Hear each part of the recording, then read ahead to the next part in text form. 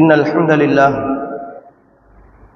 نحمده ونستعينه ونستغفره ونعوذ بالله من شرور أنفسنا ومن سيئات أعمالنا من يهده الله فلا مضل له ومن يضلله فلا هادي له ونشهد أن لا إله إلا الله وحده لا شريك له ونشهد أن محمدًا عبده ورسوله يا أيها الذين آمنوا اتقوا الله حق تقاته ولا تموتن إلا وأنتم مسلمون يا أيها الناس اتقوا ربكم الذي خلقكم من نفس واحدة وخلق منها زوجها وبث منهما رجالا كثيرا ونساء واتقوا الله الذي تساءلون به والأرحام إن الله كان عليكم رقيبا يا أيها الذين آمنوا اتقوا الله وقولوا قولا سديدا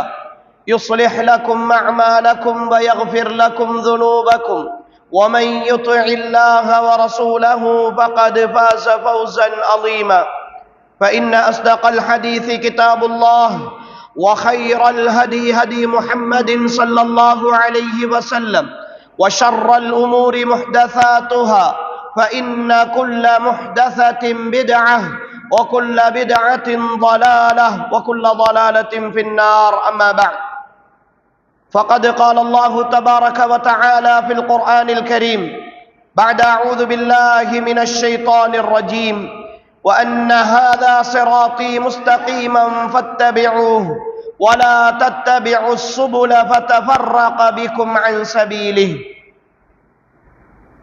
அளவற்ற அருளாளனும் நிகரற்ற அன்புடையோனுமாகிய எல்லாம் அல்ல அல்லாஹுக்கே புகழ் அனைத்தும் அல்ஹம்துலில்லாஹ்.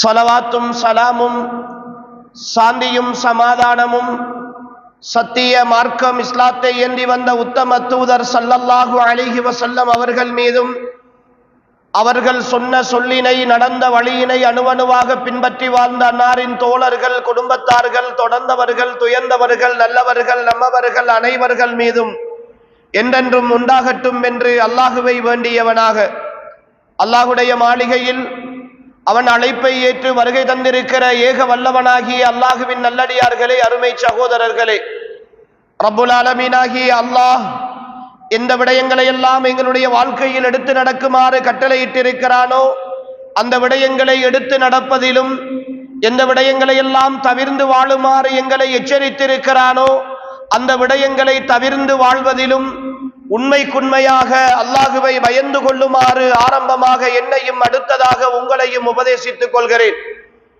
அன்புக்குரியவர்களே, நாம் வாழ்ந்து கொண்டிருக்கிற இந்த சூழல் அறிவின் வளர்ச்சியில் பல்வேறு விதமான சாதனைகளையும் பல்வேறு விதமான சாகசங்களையும் நிறைவேற்றி கொண்டிருக்கிற ஒரு கால சூழலில் வாழ்ந்து கொண்டிருக்கிறோம். எல்லாவற்றிற்கும் தொழில்நுட்பம் பல்வேறு விதமான வழிகாட்டல்களை வழங்கி தொழில்முறை ரீதியாகவும் பொருளாதார ரீதியாகவும் ஏனைய வாழ்வியல் முறைகளூடாகவும் மனிதன் பல்வேறு முன்னேற்றங்களை நோக்கி நகர்ந்து கொண்டிருக்கிற ஒரு காலகட்டத்தில் வாழ்ந்து கொண்டிருக்கிறோம். நாளுக்கு நாள் வருகிற கண்டுபிடிப்புகள், ஒவ்வொரு நாளும் அறிமுகப்படுத்தப்படுகிற விஷயங்கள் எல்லாம் மனித சமுதாயத்தை அடுத்த கட்டத்தை நோக்கி நகர்த்தி கொண்டிருக்கின்றன.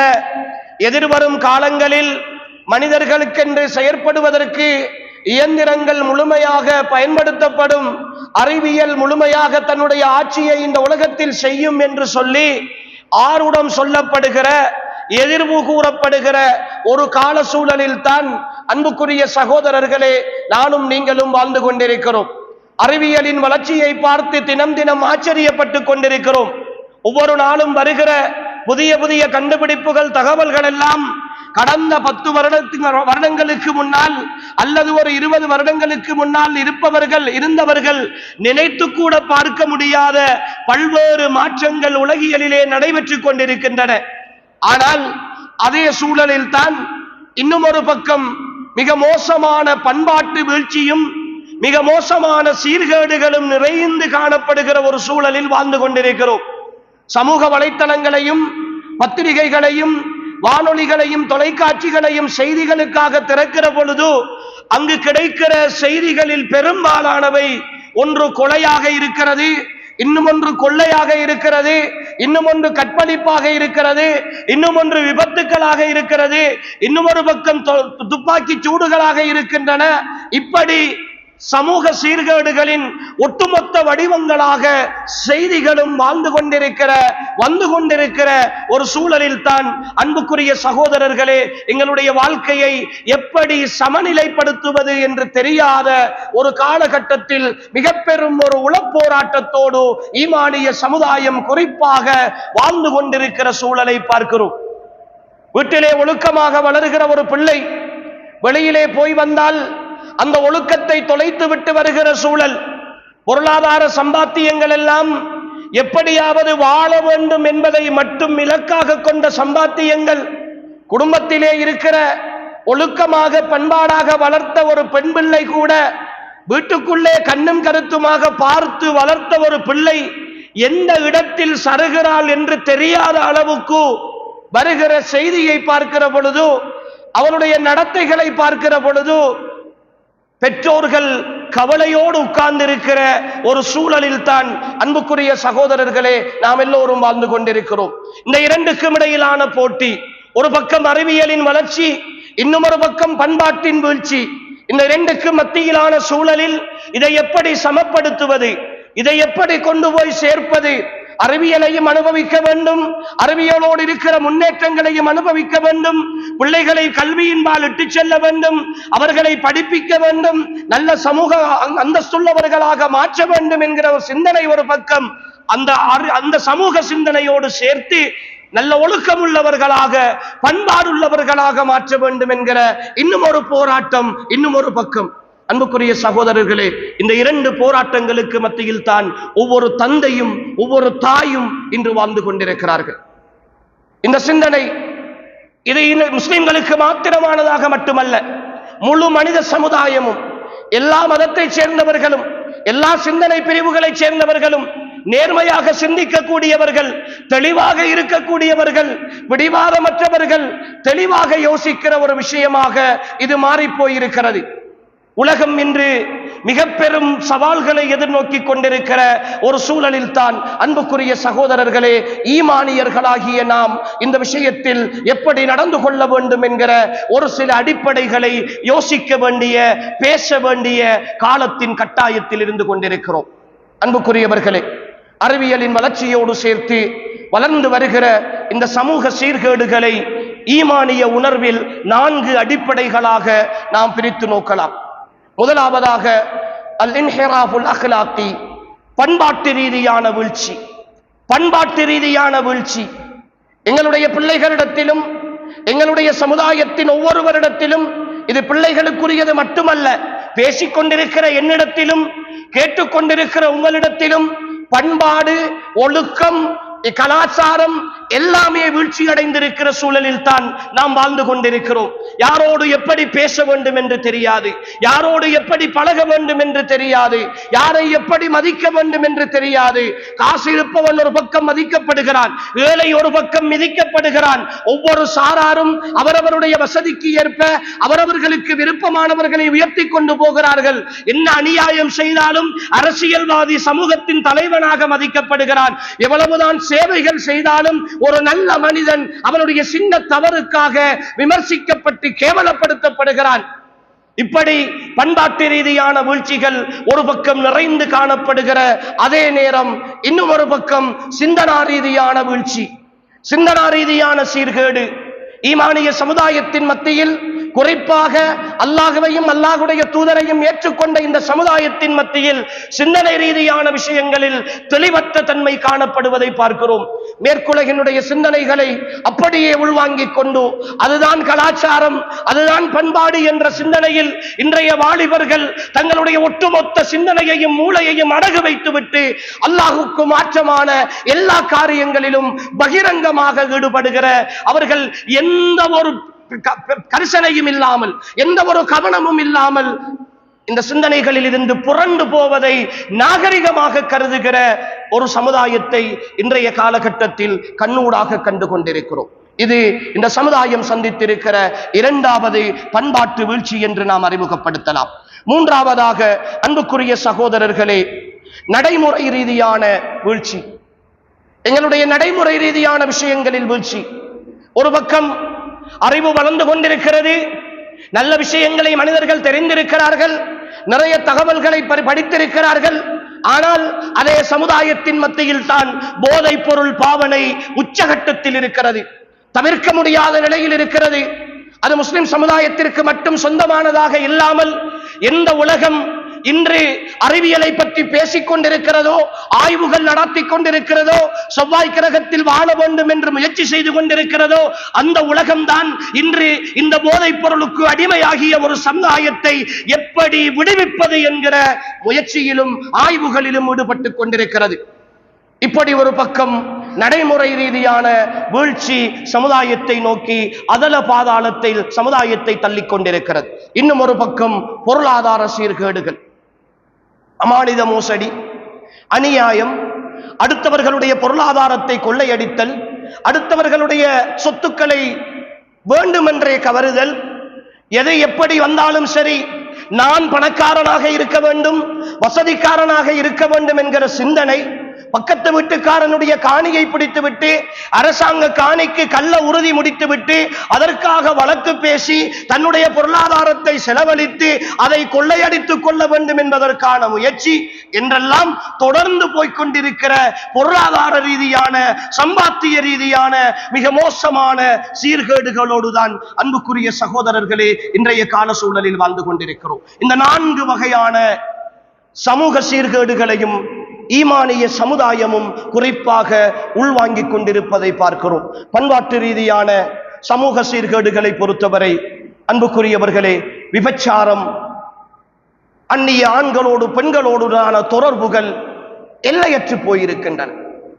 வார்த்தைகளால் சொல்ல முடியாத அளவுக்கு, வார்த்தைகளால் பேச முடியாத அளவுக்கு, அது காதலின் பெயரால் அல்லது வேறு சில சிந்தனைகளின் பெயரால் அல்லது பெஸ்டி என்கிற கலாச்சாரத்தின் பெயரால் அல்லது நாங்கள் பெட்ச்மெட் என்று சொல்லுகிற கெட் டுகெதர்களின் பெயரால் அல்லது நடக்கிற ஒன்று கூடல்கள் கூட்டங்களின் பெயரால் இந்த சமுதாயத்தில் விபச்சாரத்திற்கென்று மறைமுக அங்கீகாரம் வழங்கப்பட்டு விட்டதோ என்று நினைக்கிற அளவுக்கு தன் மனைவி இன்னும் ஒரு ஆணோடு நட்பாக இருப்பதை கௌரவமாக கருதுகிற கணவன்மார், தன் வயதுக்கு வந்த பிள்ளை இன்னும் ஒரு ஆணை நண்பனாக தன்னுடைய வீட்டுக்கு அழைத்து வருவதை கௌரவமாக பேசுகிற தந்தைமார், தன்னுடைய சகோதரி அடுத்தவனோடு ஏதோ ஒரு பயணத்தில் இருப்பதை, ஏதோ ஒரு இடத்தில் தனித்திருப்பதை கண்டும் கூட அதை சந்தோஷமாக ஏற்றுக்கொள்கிற சகோதரர்கள் என்று சொல்லி இன்றைய சமுதாய சூழலில் அன்புக்குரியவர்களே, இந்த விபச்சாரத்திற்கு மறைமுகமான லைசன் கொடுக்கப்பட்ட, மறைமுகமான அனுமதி கொடுக்கப்பட்ட ஒரு சீர்கேட்டை இந்த சமுதாயம் சந்தித்துக் கொண்டிருக்கிறது. விளைவு எங்களுக்கு தெரியும். அண்மையில் இந்த நாட்டினுடைய மகளிர் விவகார அமைச்சர் ஒரு அதிர்ச்சிகரமான தகவலை வெளியிட்டிருந்தார். இலங்கையில் பாடசாலை மாணவிகள் கற்பமுறுகின்ற வீதம் அதிகரித்துக் கொண்டு செல்கிறது. எனவே எதிர்காலத்தில் பிள்ளைகளுடைய பிறப்பு சான்றிதழில் தந்தையினுடைய பெயரை மட்டும் பதிவு செய்கிற சட்டத்தை மாற்றி தாயினுடைய பெயரையும் பதிவு செய்ய வேண்டும். ஏனென்றால் தந்தை யாரென்று தெரியாது பிறக்கிற குழந்தைகள் சமூகத்தில் அவமானப்படுகின்றனர், அவர்கள் தலை நிமிர்ந்து நிற்க முடியாமல் இருக்கின்றனர் என்று சொல்லி ஒரு சட்டத்தை கொண்டு வர வேண்டும் என்கிற ஒரு பிரேரணை பாராளுமன்றத்திற்கு கொண்டு வந்தப்பட்டு பல்வேறு விமர்சனங்களோடு இன்று அது போய்கொண்டிருப்பதை அன்புக்குரிய சகோதரர்களே நானும் நீங்களும் அவதானித்துக் கொண்டிருக்கிறோம். இந்த நிலை ஒரு காலத்தில் மேற்குலகத்தில் நாம் கண்டு வந்த நிலை. மேற்குலகத்தை பற்றி பேசுகிற பொழுது அங்கிருக்கிற அதிகமான குழந்தைகளுக்கு தந்தையர்கள் யார் என்று தெரியாது. அப்படியான சூழலில் தான் மேற்குலகம் ஒழுக்கத்தை பற்றி பேசிக் கொண்டிருக்கிறது, பண்பாட்டை பற்றி பாடம் நடாத்துகிறது என்று நாம் எல்லோரும் பகிரங்கமாக விமர்சித்தோம். ஆனால் உலகின் ஒரு மூலையில் இருக்கிற இந்த தேசியம் இன்று அதே நிலைக்கு வந்து சேர்ந்திருக்கிறது என்கிற பொழுது அன்புக்குரிய சகோதரர்களே, நாம் இன்னும் விழித்துக் கொள்ளாவிட்டால், இன்னும் இந்த விஷயத்தில் தெளிவு பெறாவிட்டால், இந்த சமூக சீர்கேட்டை எதிர்த்து நிற்கிற, அதற்காக பேசுகிற, அதற்காக பாடுபடுகிற, அதற்காக ரோஷத்தோடு முயற்சிக்கிற தந்தைமார்களாக, சகோதரர்களாக, ஆசிரியர்களாக நாம் மாறாது விட்டால் எங்களுடைய வீடுகளிலும் எங்களுடைய கரங்களில் தந்தைகள் தெரியாத பிள்ளைகள் தவழ்ந்து கொண்டிருப்பார்கள் என்கிற ஒரு அபாயகரமான எச்சரிக்கையை தான் இன்று இந்த இலங்கையினுடைய அரசாங்கத்தின் ஒரு அமைச்சர் எல்லோருக்கும் சொல்லிவிட்டு சென்றிருக்கிறார். இது இந்த சமுதாயத்தின் மிக பெரும் சவாலாக மாறி போயிருக்கிறது. இதனுடைய விளைவு அன்புக்குரிய சகோதரர்களே, இந்த சமுதாயத்தில் இருக்கிற நிறைய பேர் அனுபவித்துக் கொண்டிருக்கிறோம். இளவயது திருமணங்கள், வேகமாக திருமணங்கள் நடக்கின்றன. சின்ன வயது 16, 17, 18 வயது, மார்க்க அடிப்படையில் அது தடை கிடையாது. ஆனால் அவர்களுடைய உடலியல் தேவைக்காக, ஏதோ ஒரு தாகத்திற்காக, ஏதோ ஒரு வேகத்திற்காக நடக்கிற திருமணங்கள் அதே வேகத்தில் விவாகரத்தை நோக்கி நகர்ந்து போகிற, காலி நீதிமன்றங்கள் நிரம்பி வழிகிற, நாட்கள் கொடுக்க முடியாமல் காலி நீதிபதிகள் தவித்துக் கொண்டிருக்கிற சூழலை ஏற்படுத்தி இருக்கிறது என்கிற உண்மையையும் அன்புக்குரியவர்களே நாம் தெளிவாக புரிந்து கொள்ள வேண்டும். இது இன்றைய இளைஞர்களுக்கு மட்டும் சொந்தமானதாக இல்லை. சில காலி நீதிமன்றங்களில் அல்லது சில பிரதேச செயலகங்களில் இருக்கிற இந்த குடும்ப விவகாரங்களுக்கு பொறுப்பான அதிகாரிகளை சந்திக்கிற பொழுது 60, 70 தாண்டியவர்கள் கூட பிள்ளைகள் பெற்று பேரப்பிள்ளைகள் கண்டு, அந்த பேரப்பிள்ளைகள் திருமணம் முடிக்கிற வயதில் இருப்பவர்கள் கூட விவாகரத்து கோரி வந்து நிற்கிறார்கள், வாழ முடியாது என்று சொல்லுகிறார்கள் என்று சொல்லுகிற அளவுக்கு வாழ்க்கையினுடைய, குடும்பத்தினுடைய கட்டமைப்பு ஒட்டுமொத்தமாக சீரழிந்து போயிருக்கிறது. ஒட்டுமொத்தமாக சீரழிந்து போயிருக்கிறது. ஏற்றுக்கொண்டாக வேண்டும். இந்த சபையில் இருக்கிற ஒவ்வொரு தந்தையும், ஒவ்வொரு கணவனும் உள்ளத்தில் கை வைத்து கேட்டு பாருங்கள். அல்லாஹ் அருள் பாலித்தவர்களை தவிர நீங்கள் இன்று உங்களுடைய மனைவியோடு சேர்ந்து வாழ்ந்து கொண்டிருப்பதற்கு ஆய்வுகள் சொல்கின்றன 2 காரணங்கள். ஒன்று உங்களுடைய பிள்ளைகள், இன்னும் ஒன்று உங்களுடைய சமூக அந்தஸ்து.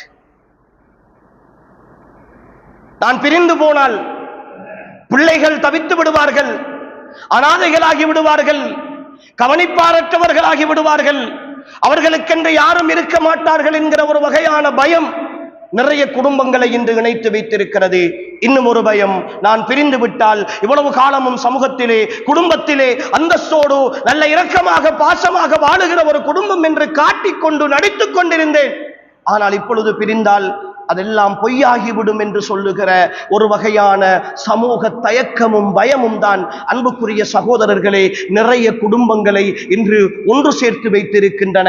ஆனால் மானசீகமாக, உள்ளார்ந்த ரீதியில் உள அமைதியை உணர்ந்து பிரச்சனைகளின் பொழுதெல்லாம் அதை சரியாக அனுமானித்து அதற்கான தீர்வுகளை கொடுத்து, விட்டு கொடுத்து, மன்னித்து, புரிந்துணர்வோடு வாழுகிற குடும்பங்கள் அருகிவிட்டார்கள் என்று சொல்லுகிற அளவுக்கு இன்றைய குடும்பங்களின் கட்டமைப்புகள் சீரழிந்து போய் கிடக்கின்றன.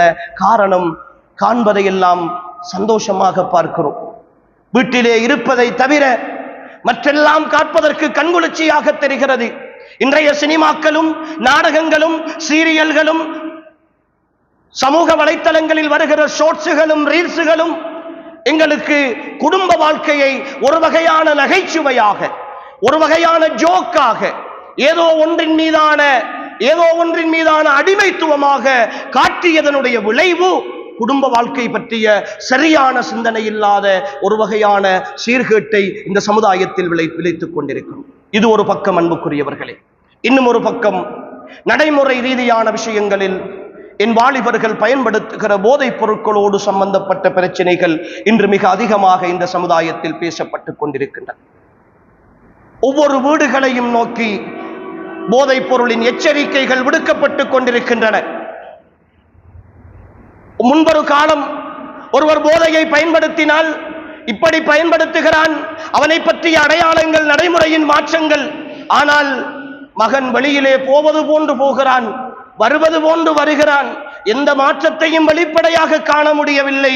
ஆனால் ஏதோ ஒரு சந்தர்ப்பத்தில் பார்த்தால் அவன் ஒரு போதைக்காரனாக, போதை வியாபாரியாக மாறிப்போயிருக்கிற சூழலில் அவமானப்பட்டு நிற்கிற, கூனி குறுகி நிற்கிற, இவனை இவ்வளவு கஷ்டப்பட்டு வளர்த்தேனே, இவ்வளவு சிரமத்தோடு வளர்த்தேனே, இவனுக்காக எவ்வளவு தியாகங்களை நான் செய்திருக்கிறேன், ஆனால் கடைசியில் என்னை இவன் இப்படி அவமானப்படுத்தி விட்டானே என்று அங்கலாய்க்கிற பெற்றோர்கள் இந்த சமுதாயத்தில் நிறைய பேர் இருக்கிறார்கள். அன்புக்குரியவர்கள், இது ஒரு பக்கம் இந்த நடைமுறை எப்படியே சீரழிந்து போய்க் கொண்டிருக்கிறது. இன்னும் ஒரு பக்கம் பொருளாதார ரீதியாக இந்த சமுதாயம் சந்திக்கிற மிக பெரும் சவால்கள்.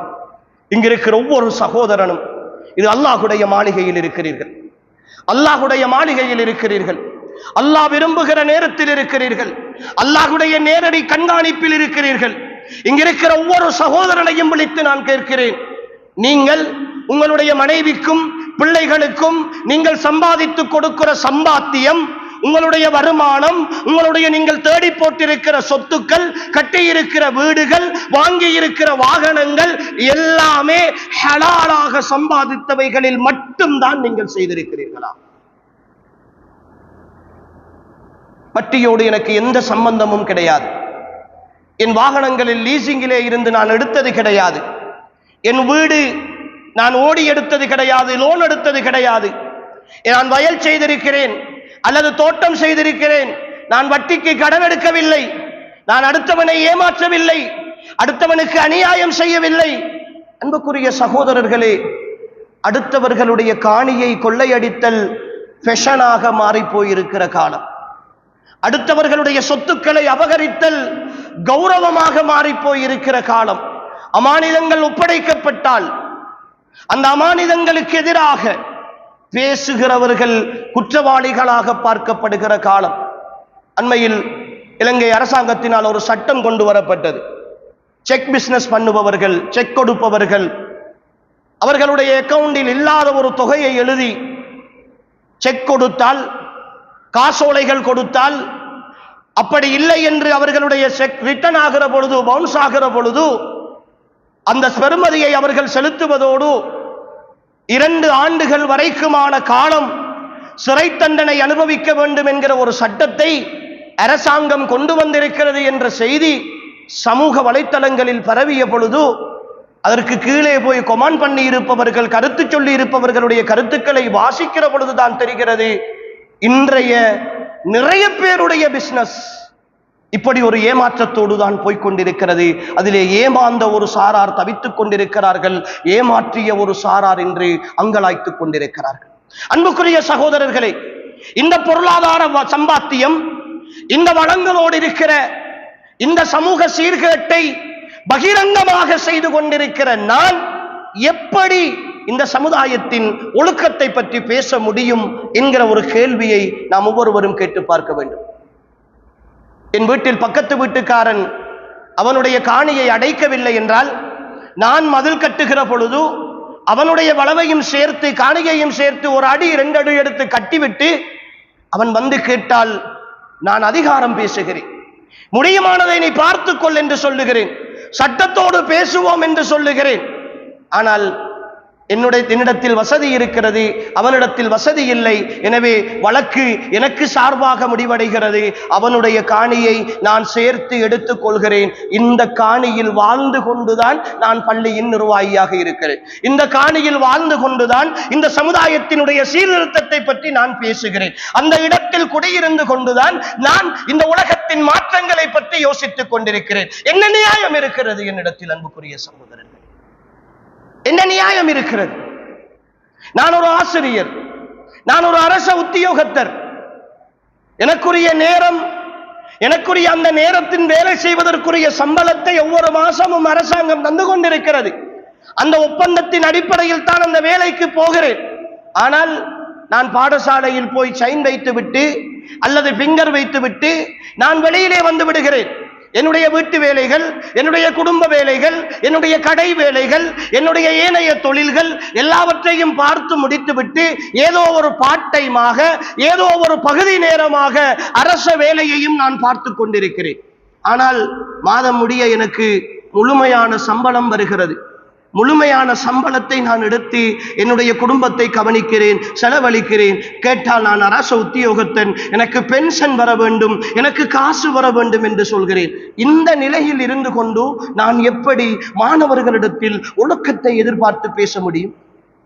இந்த சீர்கேட்டை நான் விதைத்துக் கொண்டு என் வாழ்க்கையில் அனுபவித்துக் கொண்டு அல்லாஹ்வுடைய நீதிமன்றத்தை பயப்படாமல் வாழுகிற நான் எப்படி சகோதரர்களே என் பிள்ளைகளுக்கு நேர முகாமைத்துவத்தையும் நியாயத்தையும் ஒழுக்கத்தையும் கற்றுக் கொடுப்பதற்கு தகுதியுள்ளவனாக இருக்க முடியும்?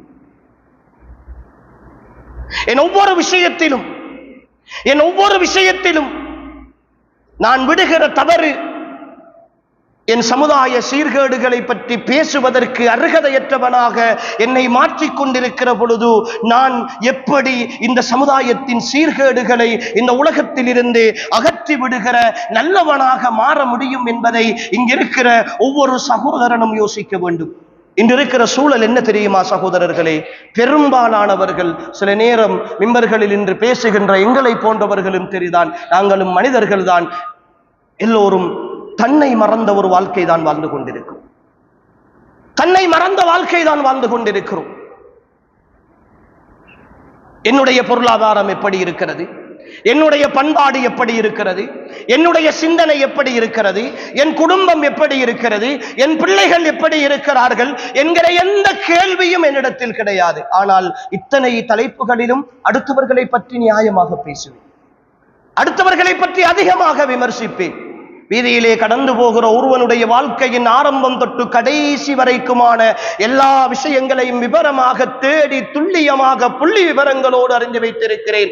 அதே பாவத்தை தான், அதே தவறைத்தான் என் வாழ்க்கையில் ஏதோ ஒரு வடிவத்தில் நான் செய்து கொண்டிருக்கிறேன் என்பதை மறந்து போன, தன்னிலை மறந்த சமுதாயமாக, தன்னை பற்றிய விமர்சனங்களை மறந்த சமுதாயமாக, அடுத்தவர்களை பற்றி யோசிப்பதை மட்டுமே இலக்காக கொண்ட சமுதாயமாக நாம் மாறியதனுடைய விளைவு அல்லாஹ் சொல்லுகிறான், வலா துஸக்கு அன்ஃபுஸக்கும், உங்களை நீங்களே பரிசுத்தப்படுத்திக் கொள்ளாதீர்கள், உங்களை நீங்களே பரிசுத்தப்படுத்திக் கொள்ளாதீர்கள். ஹுவ அஅலமு பிமனித்தகா, உங்களில் மிக தக்வா உள்ளவர்கள் யார் என்பதை அல்லாஹ் அறிவான் என்று அல்லாஹ் சொல்லுகிற அந்த பண்பாட்டை, அந்த சிந்தனையை எங்களுடைய உள்ளங்களிலே இருந்து தூக்கியதனுடைய விளைவுதான் அன்புக்குரியவர்களே இந்த சமூக சீர்கேடுகள் பற்றிய நிறைய பேசுகிறோம், ஆனால் மாற்றங்கள் எதிலும் இல்லாமல் இருப்பதற்கான காரணம். எனவே அன்புக்குரிய சகோதரர்களே, இன்றைய ஹுத்துபா உங்களிடத்தில் பணிவாக வேண்டிக் கொள்கிற விஷயம், அல்லாஹுக்காக அடுத்தவர்களை பற்றி யோசிக்கிற நிலையிலிருந்து நான் சொன்ன 4 விதமான சமூக சீர்கேடுகள், ஒன்று பண்பாட்டு ரீதியான, இரண்டாவது நடைமுறை ரீதியாக, மூன்றாவது சிந்தனா ரீதியாக, 4வது பொருளாதார ரீதியாக, இந்த 4 விஷயங்களிலும் என்னுடைய வாழ்க்கை எப்படி இருக்கிறது? ஒவ்வொரு வாலிபனும் சிந்திக்க வேண்டும், ஒவ்வொரு தந்தையும் சிந்திக்க வேண்டும், ஒவ்வொரு கணவனும் சிந்திக்க வேண்டும், ஒவ்வொரு மாணவனும் சிந்திக்க வேண்டும், ஒவ்வொரு ஆசிரியனும் சிந்திக்க வேண்டும், ஒவ்வொரு அதிகாரியும் சிந்திக்க வேண்டும். நான் என்னுடைய பொறுப்பை இந்த 4 விஷயங்களிலும் எப்படி செய்து கொண்டிருக்கிறேன், என்ன சீர்கேடுகள் என்னால் வளர்ந்து கொண்டிருக்கின்றன என்பதை சிந்திக்க வேண்டிய காலத்தின் கட்டாயத்தில் இருக்கிறோம். எல்லாம் வல்ல அல்லாஹு தஆலா நம் அனைவரையும் தெளிவான சிந்தனையோடு இந்த உலகத்தில் வாழ்ந்து மரணிக்கக்கூடிய பாக்கியத்தை நசீபாக்குவானாக. وآخر دعوانا أن الحمد لله رب العالمين.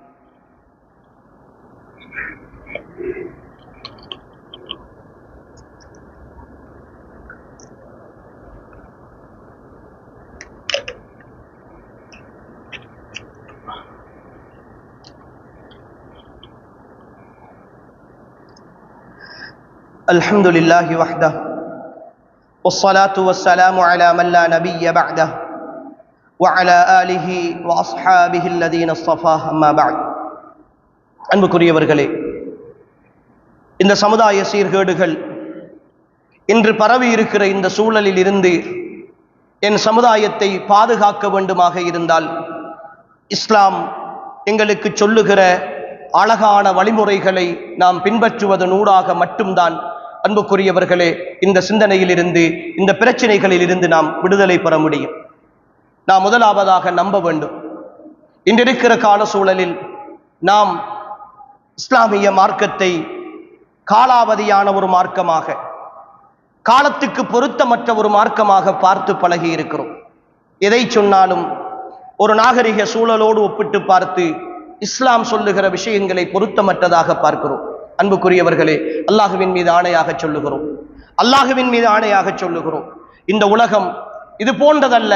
இதைவிட என்ன நாகரிகத்தை நோக்கி நகர்ந்தாலும் சரி, என்ன முன்னேற்றத்தை நோக்கி நகர்ந்தாலும் சரி, இஸ்லாம் சொல்லுகிற கொள்கைகளும் கோட்பாடுகளும் சிந்தனைகளும் நடைமுறைகளும் பண்பாடுகளும் இந்த உலகத்தில் உயிர்ப்பிக்கப்படாத வரைக்கும் இந்த உலகம் ஒரு பொழுதும் அமைதியை காணவே மாட்டாது. அன்புக்குரிய சகோதரர்களே, தெளிவாக இருங்கள் முஸ்லிம்கள், ஈமானிய சமுதாயம் தெளிவாக இருங்கள்.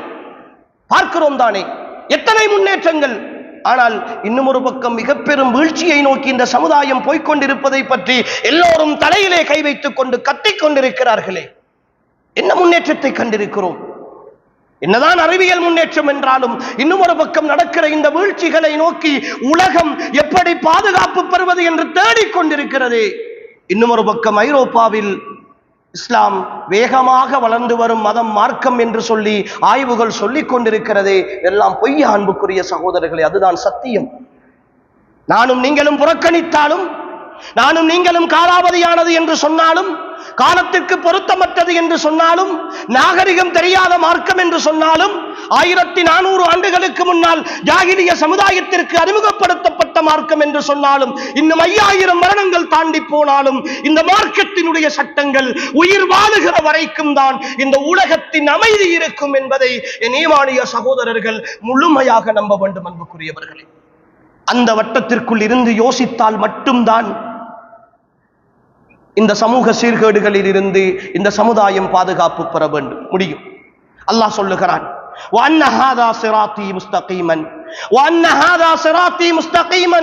இதுதான் என்னுடைய நேரான வழி, இதை நீங்கள் பின்பற்றுங்கள். இந்த நேரான மார்க்கத்தை, இந்த தூய்மையான பாதையை நீங்கள் பின்பற்றுங்கள்.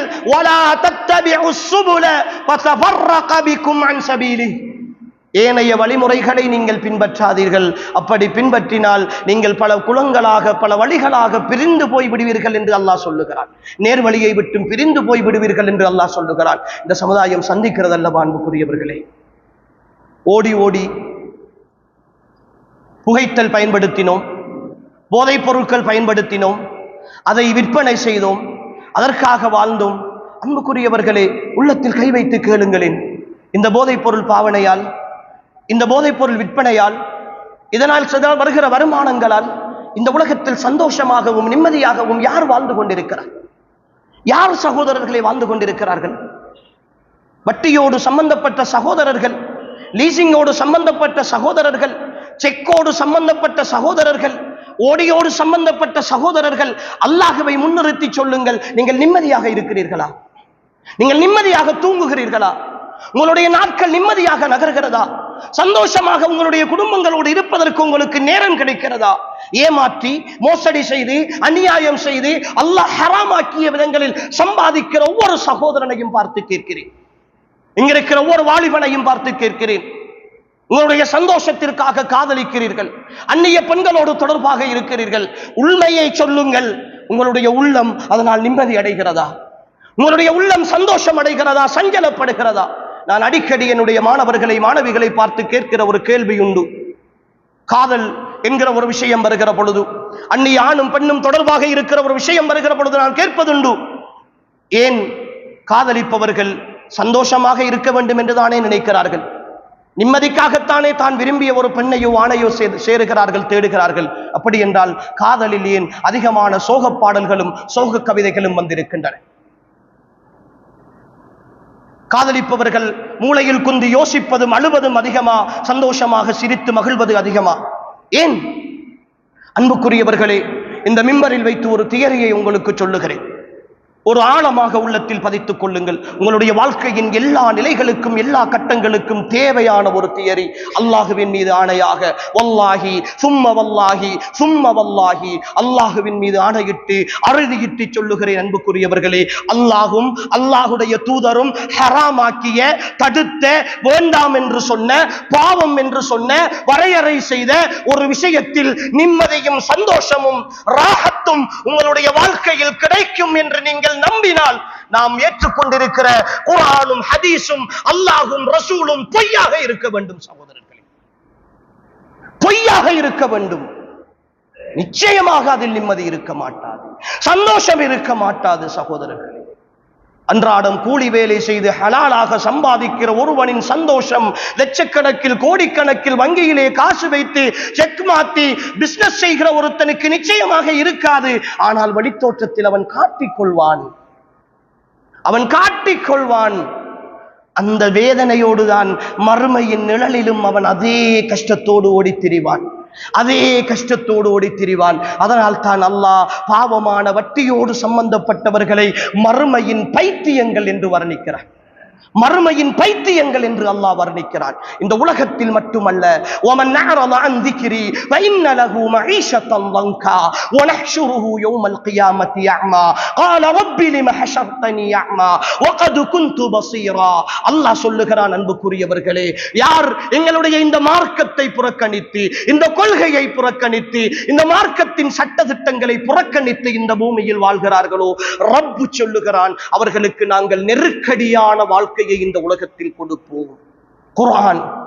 குர்ஆன் நானும் நீங்களும் சத்திய வேதம் என்று நம்பி இருக்கிற குர்ஆன், நாம் புறக்கணிக்கிற இந்த பண்பாட்டு சீரழிவு, நாம் எதிர்கொள்கிற இந்த பொருளாதார சீரழிவு ஏன் அன்புக்குரியவர்களே இன்னும் எங்களை நெருக்கடியில் வைத்திருக்கிறது தெரியுமா? வமன் அஅரத அன் திக்ரி, என் நினைவை எவன் புறக்கணிக்கிறானோ, என் மார்க்கத்தை எவன் புறக்கணிக்கிறானோ, ஃபஇன்ன லஹு மஈஷத்தன் லங்கா, அவனுக்கு நான் நெருக்கடியான வாழ்க்கையை கொடுப்பேன். சந்தோஷம் இருக்காது சகோதரர்களே, நிம்மதி இருக்காது சகோதரர்களே, குடும்பங்களுக்குள் ஒற்றுமை இருக்காது சகோதரர்களே. கோடி கோடியாக வியர்வை சிந்தி கஷ்டப்பட்டு நீங்கள் ஹராமாக சம்பாதித்துக் கொண்டு போய் மனைவிக்கு கொடுப்பீர்கள். ஆனால் வீட்டுக்கு போனால் உங்களால் நிம்மதியாக தூங்க முடியாது.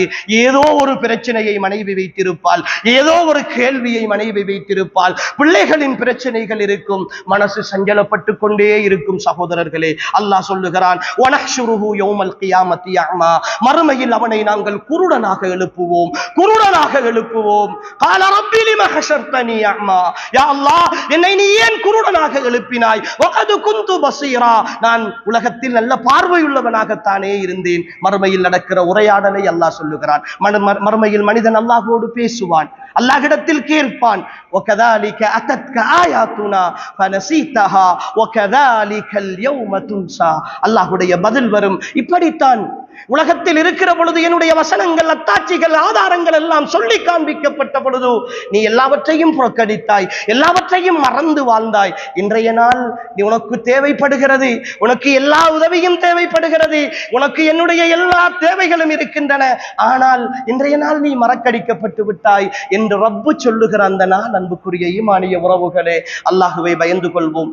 இந்த சீர்கேடுகளில் இருந்து நாம் மீள வேண்டுமாக இருந்தால் இந்த மார்க்கத்தின் பால் மீண்டு வர வேண்டும் சகோதரர்களே. மார்க்கம் சொல்லுகிற சட்டத்தின் பால் மீண்டு வர வேண்டும். நேரம் போதாது, இது ஒரு நீண்ட தலைப்பு அன்புக்குரிய சகோதரர்களே. நல்ல நட்புகளை தேட வேண்டும், நல்ல உறவுகளை தேட வேண்டும். நான் இந்த உலகத்தில் வாழுகிற இந்த வாழ்க்கை அற்பமானது, மஹ்ஷருடைய வெளியில் நான் விசாரிக்கப்படுவேன் என்கிற ஒரு விஷயத்தை நான் புரிந்து கொள்ள வேண்டும். இறுதியாக என் பேரன்புக்குரிய சகோதரர்களே, இந்த பொருளாதார ரீதியான சீர்கேடு இருக்கிறதே, இதுதான் ஏனைய அத்தனை சீர்கேடுகளுக்கும் காரணம். அல்லாஹுக்காக சொல்லுகிறோம், வட்டியோடு, ஹராத்தோடு, பொருளாதார சம்பாத்தியங்களில் ஏமாற்றத்தோடு, அரசாங்கத்தை ஏமாற்றிக் கொண்டு, லஞ்சம் வாங்கிக் கொண்டு, ஊழல் செய்து கொண்டு, மோசடி செய்து கொண்டிருக்கிற ஒவ்வொரு சகோதரனையும் விழித்து செல்கிறேன். அல்லாஹுக்காக என் படியிலே வளர்ந்து வருகிற பிள்ளைகளை நரகவாதிகளாக மாற்றாதீர்கள்.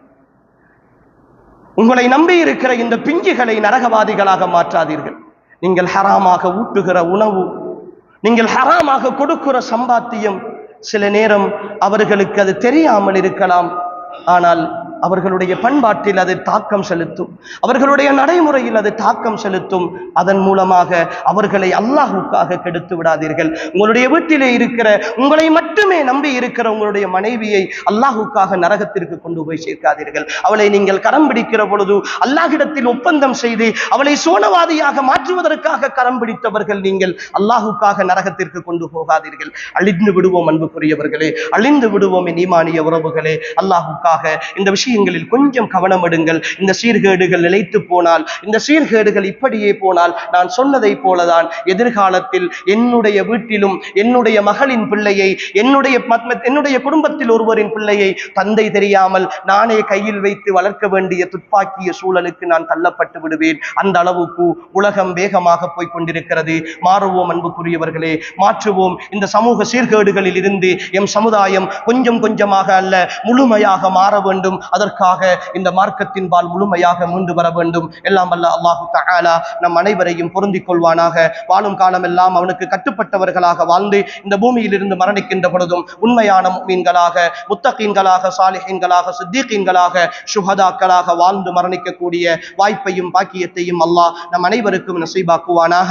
ஹாதா மா இந்தி வல் இல்மு இன்தல்லாஹ் வ ஆகிரு தஅவானா அனில் ஹம்துலில்லாஹி ரப்பில் ஆலமீன். அகீமுஸ் ஸலாத்.